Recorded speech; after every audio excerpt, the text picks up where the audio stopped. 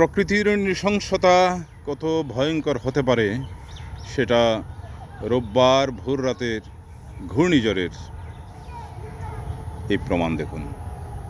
রাজধানীর চন্দ্রিমা উদ্যান বা জিয়া উদ্যানে শতাধিক বৃক্ষ দুমড়ে মুচড়ে পড়ে গেছে। এর মধ্যে এই বৃক্ষটি দেখুন, কি ভয়ঙ্কর শক্তিশালী এই ঘূর্ণিঝড় ছিল। চন্দ্রিমা উদ্যানের শতাধিক গাছ উপড়ে পড়েছে। এর মধ্যে গাছের বিশালত্বটি দেখুন, বিশাল বড় সেই গাছটি শিকড় শুদ্ধ উপড়ে পড়েছে। দেখুন প্রকৃতি কত শক্তিশালী, ঘূর্ণিঝড় কত শক্তিশালী।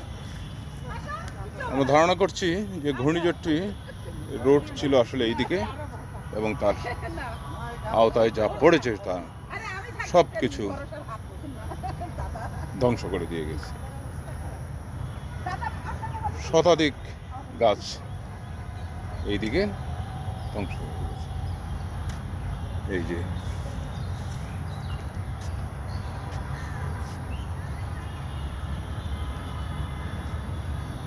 যাই হোক, প্রকৃতির সঙ্গে তো আর বিরোধ করা যায় না।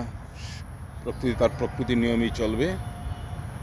মানুষের উচিত, বিশেষ করে এই জিয়া উদ্যানের রক্ষণাবেক্ষণের দায়িত্ব যাদের, পিডব্লিউডি, তারা যেন যে গাছগুলো উপড়ে পড়েছে সেই স্থানে যেন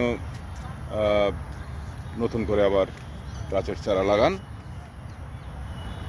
এটাই প্রত্যাশা রইল। প্রকৃতির ভয়ঙ্কর রূপ দেখলাম। ধন্যবাদ সবাইকে।